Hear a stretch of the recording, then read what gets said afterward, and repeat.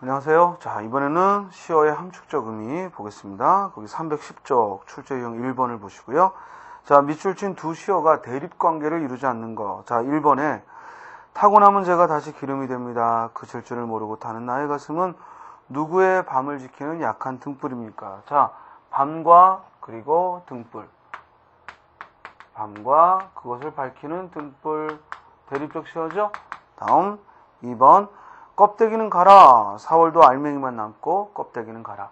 여기서 또 껍데기와 그리고 알맹이가 역시 대립적 시어로 사용이 됐고요. 3번. 지우고 보고 지우고 보아도 새까만 밤이 밀려나가고 밀려와 부딪히고 물 먹은 별이 반짝 보석처럼 박힌다. 밤에 홀로 유리를 닦는 것은 외로운 황홀한 심사위원이. 자, 여기서 밤은 화자가 처해 있는 바로 자식을 잃은 그 절망의 시간을 드러내고, 그리고 유리창은 바로 그 죽은 자식을 떠올리게 하는 그런 매개체로서. 그런데 이게 단지 자식을 떠올리게 하는 매개체로만 끝나는 게 아니라 또한 이것은 단절감을 또한 드러내는 이중적 의미를 가지니까요. 이 둘이 대립적이라고 보기는 어렵죠. 정답은 3번. 4번. 규정할 수 없는 물결이 무엇을 향하여 떨어진다는 의미도 없이 계절과 주야를 가리지 않고 고매한 정신처럼 쉴 사이 없이 떨어진다. 즉 금자나도 인가도 보이지 않는 밤이 되면 폭포는 고든 소리를 내며 떨어진다. 자, 여기서 밤과 그리고 폭포는, 즉 밤과 폭포는 밤이라는 그 상황에서, 즉 폭포, 고매한 소리는, 고매한 정신은 서로 대립적 시어로서 사용이 된 거죠.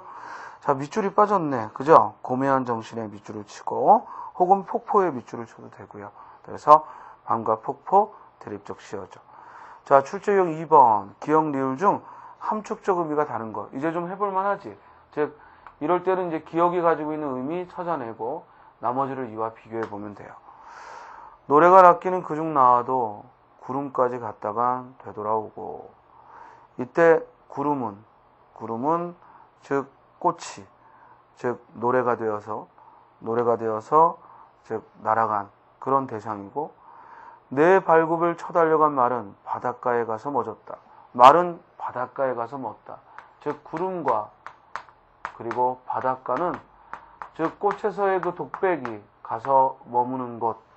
그 다음 활로 잡은 산돼지, 매로 잡은 산새들에도 이제는 벌써 입맛을 잃었다. 꽃차, 아침마다 개벽하는 꽃차. 자, 여기서 꽃은 바로 시적 대상으로서, 이 시의 중심 소재로서 구름이나 바람과는 다르네요. 구름이나 바닷가하고는 다른 의미를 갖죠. 그래서 정답은 3번. 나는 내 닫힌 문에 기대 섰을 뿐이다. 자, 이때 문은 바로 더 이상 나가지 못하는 것, 즉 막혀있는 한계를 드러내니까 구름이나 바닷가나 문은 모두 그 화자의 한계 상황을 드러내죠. 그래서 정답은 3번. 자, 출제형 3번. 기역, 리을 중 함축적 의미가 다른 한은 했습니다. 자, 가에서 풀이 눕는다. 바람보다 더 빨리 눕는다. 자, 여러분들 이렇게 서로 다른 시를 가지고 물어보면요, 그 시어가 긍정적인지 혹은 부정적인지 요걸 판단하면 돼요. 시어가 긍정적인가 부정적인가를 판단하면 됩니다. 즉 풀이 눕는다, 바람보다 더 빨리 눕는다. 자, 여기서 바람은 뭐야? 부정적 시어죠. 그리고 나에서 죽는 날까지 하늘을 우러러 한 점 부끄러움 없기를 잎새 있는 바람에도 나는 괴로워했다. 자, 이때 바람도 부정적 시어로서 사용이 됐고요. 오늘 밤에도 별이 바람에 스치운다. 즉 이때 바람도 부정적 시어로 사용이 됐죠. 그리고 다에서 23해 동안 나를 키운 건 파라리 바람이다. 얘도 부정적 시어네요. 그러면 지금 기역의 바람, 니은의 바람, 그리고 디귿의 바람, 리을의 바람 모두 부정적 시어인데, 자, 나에서 잎새이는 바람에도 나는 괴로웠다라고 할 때 바람은 잎새를 스치는 바람인데 이는 다른 것보다는 연약하지. 왜냐하면 가에서의 바람은 풀을 눕히는 것, 강한 거죠. 풀을 눕히는 것. 또 나에서 리을의 바람은 별을 스치는 것. 그런데 다에서 바람은 즉 나의 삶을 파라리 바람이다 했으니까 즉 세상을 살면서 겪는 그 풍파죠. 세상의 풍파를 또 바람이라고. 이들은 모두 외부에서 닥치는 즉 매우 강력한 것이라면 거기에 나에서 니은의 바람은 잎새를 스치는 그 정도가 약하죠. 그죠? 따라서 잎새이는 바람에도 나는 괴로워했다. 따라서 이는 화자의 그런 즉 약한 바람을 드러내는 것이므로 정답은 2번이 됩니다.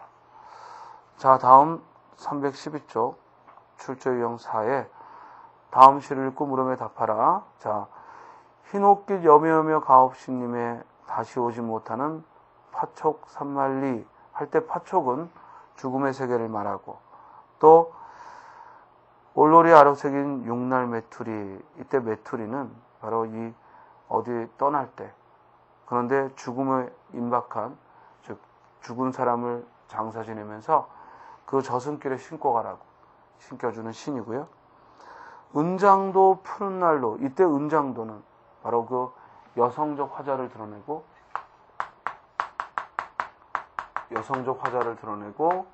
또한 그 님에 대한 정절의 단호함을 여성의 정절을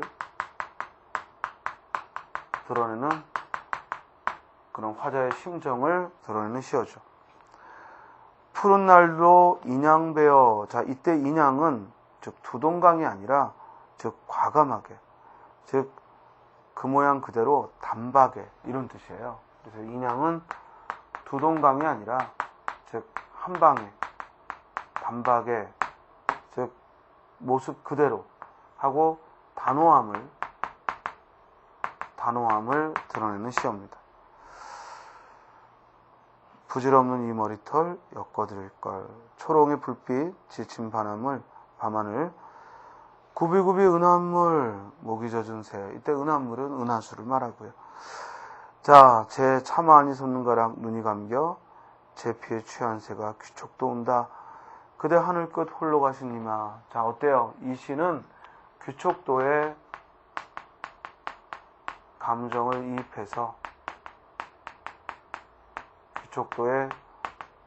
이입해서 결국 화자의 그 비장미를 드러내고 있습니다. 자, 따라서 1번 둘째 연의 은장도가 암시하는 내용으로 옳지 않은 거. 1번 님에 대한 정절의 표시 맞고 여성을 상징하는 시어고 님의 죽음에 대한 회한이 뭐야? 후회와 한스러움인데 여기 은장도는 그런 후회 그런 의미가 아니라 이제 님과 영원히 이별했으니까 이제 여성의 그 여성성을 상징하는 이 머리카락이 필요 없다고 보는 거죠. 따라서 3번이 틀린 설명이겠고 반면에 4번 머리털과 상응하며 영원한 이별의 의미를 상승시킨다. 이 말은 뭐냐면 벌써 은장도로 머리를 베었다는 얘기는 머리카락을 베었다는 얘기는 그만큼 단호하게 님과의 이제 이별을 인정했다는 그런 의미도 담고 있는 거죠. 다음 2번 이 시에 쓰인 시어 해석으로 적합하지 못한 거 3번이죠. 인양은 두동강이 아니라 그런 단호한 태도를 보여줍니다. 자, 유형 5번을 보면요. 밑줄 친 부분의 의미 관계가 기역 니은의 관계와 유사한 거. 내 여기 가난한 노래의 씨를 뿌려라 라고 했고 자, 이 씨를 뿌리면 그곳에서 이제 목노와 부르리라 라고 한 거예요. 그러면 씨를 뿌리는 행위가 그 뒤에 올 행위의 뭐야? 원인이야. 그리고 그로 인한 결과가 이 광야에서 목노와 부르게 하겠다. 그 결과를. 그렇다면 아래의 일상적인 단어에서 인과관계로 드러내고 있는 걸 찾아야지. 1번 과속을 하면 교통사고가 난다. 즉 과속이 원인이고 교통사고가 그 결과죠. 따라서 답은 몇 번? 1번. 다음 오른쪽으로 가서 출제 유형 6번 313쪽 보기의 밑줄 친 부분과 함축적 의미가 다른 구절을 찾아라 했어요. 자, 밑줄 친 시어의 성장 위주의 개발 정책을 들었죠. 자, 이건 뭘 의미하냐면 이 성북동 비둘기를 우리가 해석하는데 바로 그 보기의 관점에서 바라보라는 거예요. 즉 성장 위주의 개발 정책.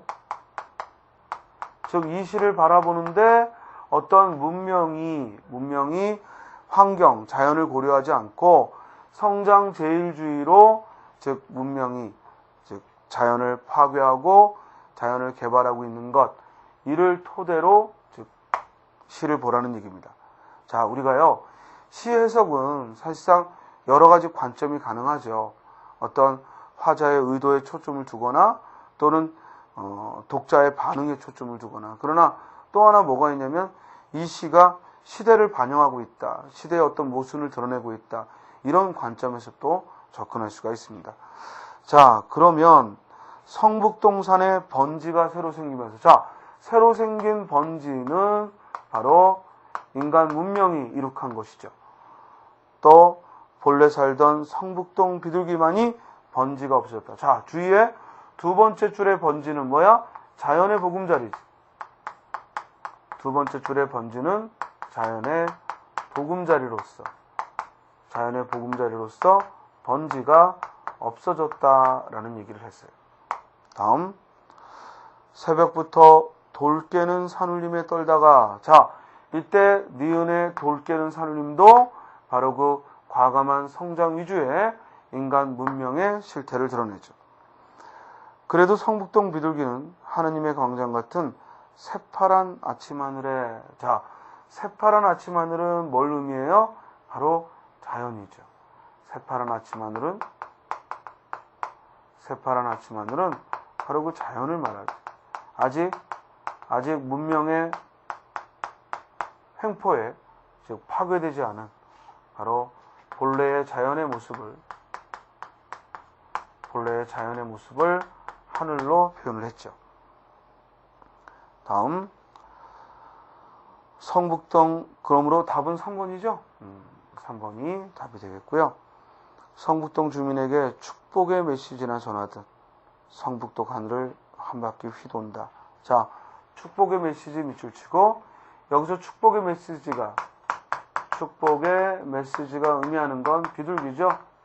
그래서 이 시에서 비둘기는 축복의 메시지로 표현되고 있고, 성북동 메마른 골짜기. 자, 메마른 골짜기도 결국 성장 위주의 개발 정책의 후유증이지. 조용히 앉아 콩알 하나 찍어 먹을 널찍한 마당은커녕, 자, 널찍한 마당도 바로 본래의 자연을 가리키는 거고요. 해마다 채석장 포송이 메아리 쳐서 피난하듯 지붕에 올라앉아 아침 구공탄 굴뚝 연기에서 향수를 느끼다가 산 1번지 채석장에 돌아가서 금방 따낸 도롱기에 입을 닦는다. 자, 채석장 포송은 곧 성장 위주의 개발의 결과죠. 자, 이렇게 해서 여러분들 이제 시의 또 의미 관계까지 봤고요. 자, 이제 시의 즉 운율과 관계된 문제를 좀 볼까요? 317쪽 가서요. 자, 가마 중 율격이 현저히 다른 것이라고 물었는데, 우리가 운율은 뭐 내재율이 있다, 외역률이 있다, 이런 건 중요한 게 아니고, 이 운율이 어떻게 만들어지는가, 즉 시의 운율은 어떻게 드러나는가라는 거야. 시의 운율은 반복을 통해 드러나요. 다시 한번, 시의 운율은 뭘 통해 드러난다? 반복을 통해 드러난다. 그러면 시를 읽고서 반복되고 있는 요소가 뭔가, 이걸 잡아보는 거죠. 자, 그런데 그 반복되는 요소가 시를 짓기 전에 미리 정해져 있어. 미리 정해져 있으면 그게 뭐야? 정형시. 시를 짓기 전에 미리 정해져 있으면 정형시가 되고, 반면에 그것이 그 시마다 독특한 운율들을 드러내면 이를 자유시라고 부르죠. 그리고 흔히 정형시는 외형률을 갖추고 있고 자유시는 내재율을 갖추고 있다. 이렇게 이야기를 합니다. 따라서 운율이라는 것이 시를 짓기 전에 미리 정해져 있는 것, 그걸 뭐라고 한다? 정형시. 그래서 현대시에서 정형시는 우리 문학에서는 시조밖에 없어요.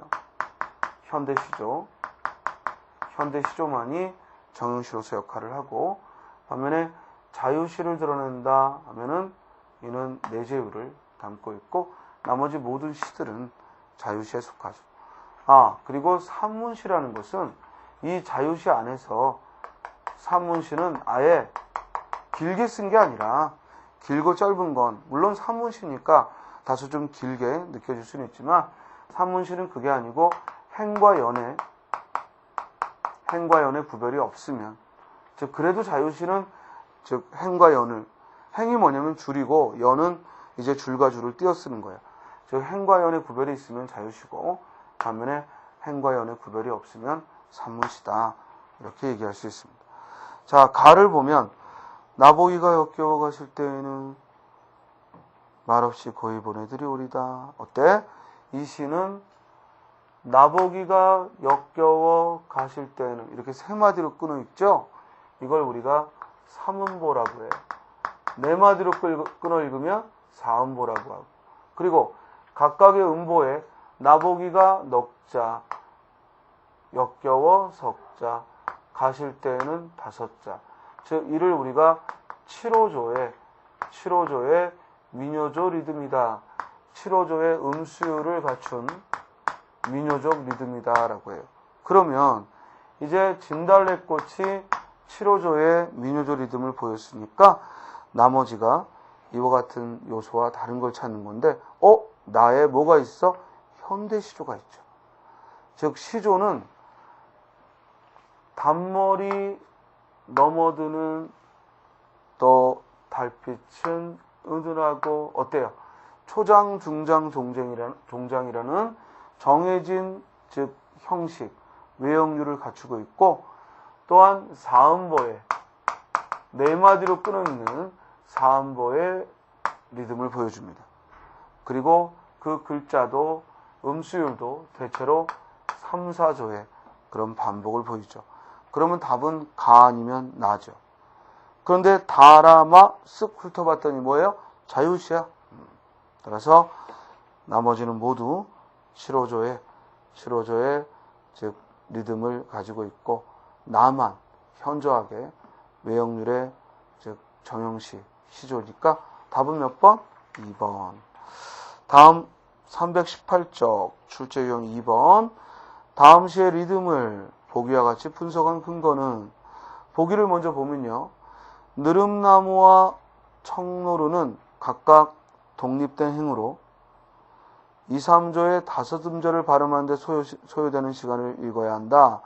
자, 이 말은 뭐냐면 이 얘기야. 우리가 같은 즉 행을 드러내고 있는데 거기 느릅나무는 넉자인데 그죠? 느릅나무는 넉자 또 청노루는 석자. 근데 나머지는 대체로 속잎 피어나는 12굽이 이렇게 길기도 하고 또 구름하고 짧기도 해요. 이건 뭐냐면 결국 한 행에 이루어지는 그 시어는 같은 시간대로 읽어야 된다는 거예요. 같은 길이로 읽어야 되고 이를 음보라고 하거든요. 그러면 2, 3조의 5음절을 발음하는데 소요되는 시간을 써라 했으니까 느릅나무는 길게, 청노루 길게 빼야 되는 거지. 이는 곧 시간의 등장성, 시간적 등장성이란 같은 즉 음보의 글자 수는 같은 시간대로 읽어야 된다는 이런 조건을 말합니다. 정답은 2번. 자, 출제용 3번. 우리 앞에서 한용운의 찬송은 봤죠? 따라서 문제 보면요. 음악적 리듬감이 보인다라고 했습니다. 반복되고 있는 걸 찾으라고 그랬지. 음악적 리듬감, 즉 운율은 반복되고 있는 걸 찾는 거예요. 여기 님이여 뭐뭐입니다. 님이여 뭐뭐여. 님이여 뿌리 없어서 아십니다. 님이여 숨은 소리여. 님이여 좋아하십니다. 님이여 봄바람이여. 어때요? 즉 비슷한 음절이 비슷한 즉 운율이 반복되고 있으니까 이는 음악적 리듬 맞고요. 의미적 요소에 있어서 모두 님을 예찬하는 그런 시어들. 그게 뭐야? 금결, 아침볕의 첫걸음, 또 오동의 숨은 소리, 보개시, 얼음바다의 봄바람. 자, 나와 있고 비유에 의한 구체적 형상화. 그렇지. 님을 금에 비유했고 또 오동의 숨은 소리에 비유했고. 그러나 4번 호음조의 반복을 통한 송축의 정서. 자, 이걸 알아야 돼. 운율의 반복은 리듬감을 주지 의미를 강조하진 않아요. 따라 정답은 4번. 자, 319쪽 출제유형 4번. 가와 나를 낭송할 때 공통적인 방법으로 적당한 거. 가는 아까 얘기한 산문시죠. 어때? 행과 연을 구별하지 않았지. 즉 조지훈의 봉황수는 전형적인 산문시예요. 반면에 그 아래에 있는 김수영의 풀은 전형적인 자유시죠. 그렇다면 1번 낭만적인 정조가 느껴지도록 격렬한 목소리를 유지하여. 이건 의미와 관련 지어 봐야 되니까 이는 리듬감과는 관계없고. 2번 시적 리듬이 느껴지도록 음보율을 반영하여 낭송한다. 그렇죠. 우리가 낭독을 할 때는요. 즉 아까도 말했지만 음보율을 고려해서 예를 들어 길게 즉 낱말이 많이 들어가 있는 건 다소 좀 짧게 발음을 하고 반면에 낱말의 수가 적을 때는 조금 길게 발음을 하고 이런 음보율을 적용하면서 시를 낭독해야지. 정답은 2번이죠. 자, 이제 뒤에 즉 몇 가지 참고할 문제 즉 풀어보죠. 321쪽에 출제유형 1번. 다음 글에서 말하는 경향이 가장 강한 시는 참여문학론의 골자는 문학의 시대와 사회성을 강조한다. 자, 이는 뭘 얘기하냐면 바로 시대적인 걸 고려하는 시. 즉 우리가 시를 둘 때 의미상 참여시와 순수시로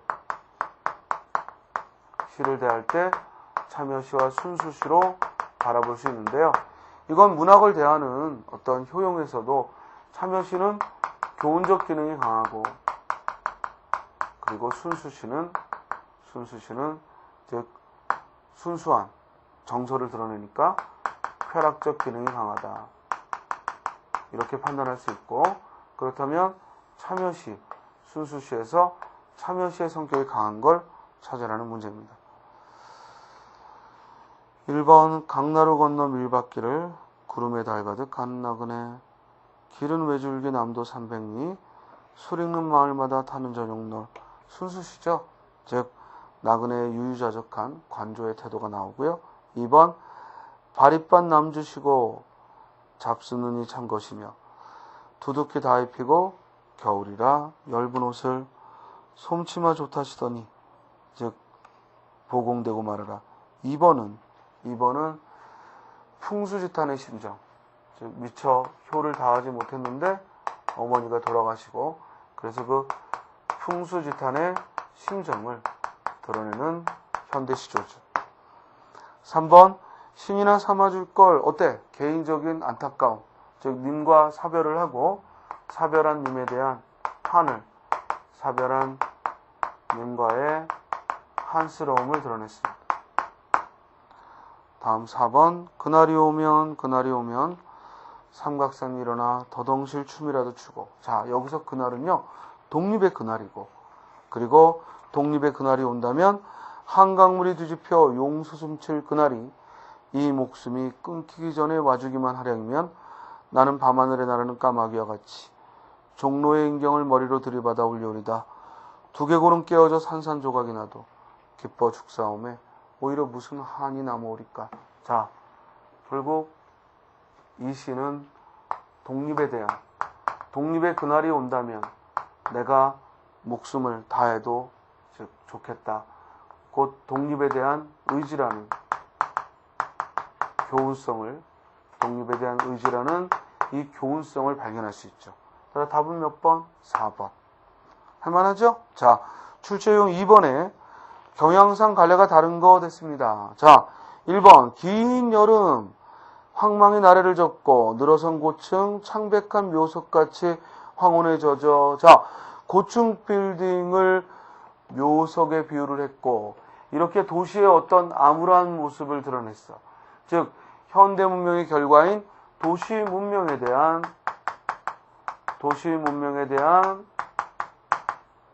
부정적 시각이 드러나요. 그리고 시각적 이미지가 강해요. 이러면 우리는 모더니즘, 즉 주짓이라고 하는 겁니다. 이런 시를 모더니즘, 즉 주짓이라고 이야기를 해요. 2번 어머니 당신은 그 먼 날을 알으십니까? 깊은 삼륜대를 끼고 놀면 고요한 호수에 흰 물새 날고 좁은 들길에 들장미 열매 불고. 자, 우리 그 먼 날을 알으십니까 하는 신석정의 시인데요. 이건 약간 문학시적 배경이 필요한데 이 시는 순수시죠. 즉 시의 운율을, 시의 음악성을 강조하는, 이 시 읽다 보면 어때요? 굉장히 리듬감이 느껴져요. 이런 시의 음악성을 강조하는, 그런 운율을 강조하는 순수시야. 따라서 이 둘은 서로 굉장히 다르지. 이 모더니즘 주지시는 회화성을 강조하고 반면에 즉 이와 같은 순수시는 음악성을 강조해요. 자, 3번 금자나도 인가도 보이지 않는 밤이 되면 시각적인 게 강하지 폭포는 고든 소리를 낸다. 역시 모더니즘 주지시죠. 4번 어렸을 적 불같이 끓던 병석에서 한없이 밑으로만 떨어져 가던 그토록 아득하던 추락과 그 속력으로 몇 번이고 까무러쳤던 그런 공포의 기억이 진리라는 이 무서운 진리로부터 우리들의 이 소중한 꿈을 꼭 안아 지키게 해주십시오. 자, 이 시 역시 아가의 꿈이라는 정환모의 시인데, 즉 전쟁을 배경으로 해서 바로 모더니즘 주지시의 특징을 보이고 있어요. 따라서 답은 몇 번? 2번. 자, 끝으로 한 문제. 출제유형 3번. 1960년대 우리 사회의 산업화, 도시화를 통해 변화하던 시대성을 노래한 거. 우리 아까 공부했지? 바로 도시문명의 그런 성장 위주의 개발을 지적하는 거. 정답은 1번이죠. 성북동산의 번지가 새로 생기면서 본래 살던 성북동 비둘기는 번지가 없어졌다. 자, 앞에 생긴 번지는 뭐라고? 도시문명의 즉 모습이고, 반면에 그러면서 비둘기만이 번지가 없어졌다 라고 했으니까 이때의 번지는 자연의 보금자리죠. 자, 2번은요, 인간은 모두 혼자가 아닌 외로운 존재가 아니다 라는 얘기고, 3번 껍데기는 가라, 즉 4월의 알맹이만 남고, 즉 4.19의 그 순수함만 남고 껍데기는 가라, 이런 얘기고, 4번 풀이 눕는다, 바람보다 더 빨리 눕고 바람보다 먼저 일어난다. 바로 풀이라고 상징되는 민중의 능동적 성격을 드러내고 있습니다. 자, 이렇게 긴 시간 우리 시를 공부했습니다. 자, 우리 시험에서 몇 문제? 한 문제. 많으면 두 문제. 자, 그걸 위해서 우리가 이만큼 투자하고 공부를 했어요. 자, 그러면 이제 또 다음으로 가야죠. 그래서 우리 다음 시간에는 소설. 자, 그런데 우리 시험 문제의 앞에서 문법과 어문규정, 즉 국어 지식이 우리 시험 문제의 절반, 독해가 우리 시험 문제의 나머지, 그리고 문학이 한두 문제라고 했어. 그런데 그 한두 문제의 문학에서도 시 하나, 소설 하나. 그래서 문학적인 그런 훈련은 다음 시간 이제 소설을 통해서 마무리를 짓고요. 그리고 희곡하고 수필은, 희곡은 안 나오고요. 그리고 수필은 독해 문제로 출제를 하니까 여러분들이 문학에서 알아야 될 것은 소설 파트입니다. 그래서 소설 파트까지 마치면 이제 마지막에 우리 교재에 보면 국문학사가 나올 거예요. 고전문학사. 이 고전문학사는 서울시에만 출제를 하는데요. 자, 요건 문제를 풀면서 우리가 함께 진행을 할 겁니다. 왜냐하면 서울시 하나를 때문에, 그죠? 우리가 고전문학사를 이걸 다 기본서에서 본다는 건 좀 투자 대비 효과가 약하니까 이 부분은 참고서라고 생각하시고요. 또 그 뒤에는 어휘를 제가 모아놨죠. 기본서에 보면. 그래서 어휘와 국문학사는 참고서라 보시고 수시로 여러분들이 검토해야 될 부분이고요. 이론은 소설까지로 마치도록 하겠습니다. 그리고 소설까지 공부를 하고 그 다음에 이제 문제집을 통해서 우리 앞서 이 영역들을 이제 정말 실전 훈련을 해보는 연습을 할 거예요. 사실은 이 부분이 중요해요. 그죠? 이론은 여러분들이 반복해서 들어가면서 기본적으로 선생님이 지금 알려주고 있는 것들만 기본적으로 익히시고 이런 것들을 이론으로 접근하려고 하기보다는 문제를 통해서 이제 보다 더 객관식 시험에 강해지는 그런 학습을 하는 것이 올바른 방법입니다. 1000페이지, 2000페이지 되는 그런 기본서들 다 쓸데없고요. 지금 우리 기본서도 선생님이 얇게 했죠. 근데 그것도 사실은 이론적인 거는 소설까지. 그리고는 더 이론은 줄여가고 그리고 문제를 통해 실전 훈련을 하기 바랍니다. 자, 그럼 다음 시간에는 이제 소설을 가지고 서로 학습을 하도록 하겠고요. 그리고 문제집도 미리 공부하시고 준비해 두시기 바랍니다. 오늘 여기까지 하죠. 예, 수고하셨습니다.